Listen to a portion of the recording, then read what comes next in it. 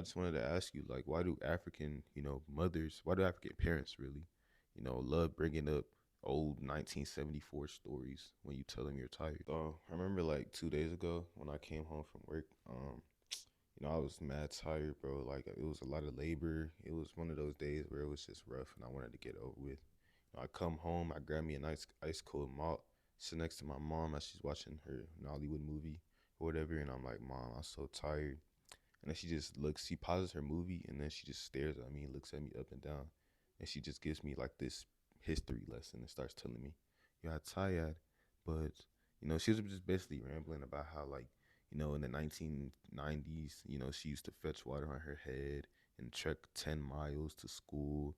She had to go through jungles and fight lions with spears just to, make it back home.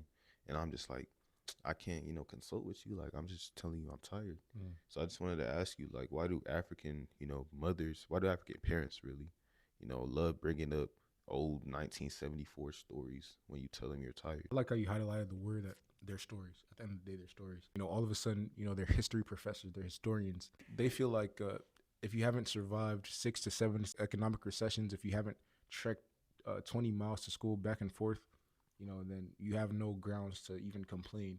Like, what are you complaining about? But at the end of the day, they're all fabrications. They're all lies. I feel like I think they have their own like Guinness World Record book where each one of them actually holds first place for each record. So, Mm. walking to school, my dad, I think he's number one. My uncle's number one. My auntie's actually number one as well. So yeah, I think it's just a fabrication. Yeah, it honestly makes no sense, like, how they all of a sudden have these Tarzan level stories, when you bring up the fact that you're tired. You're tired. Oh, I went through this. I went one on one with this lion. You know what I'm saying? He almost ate me when I was trying to go to school. Like all these, random stories.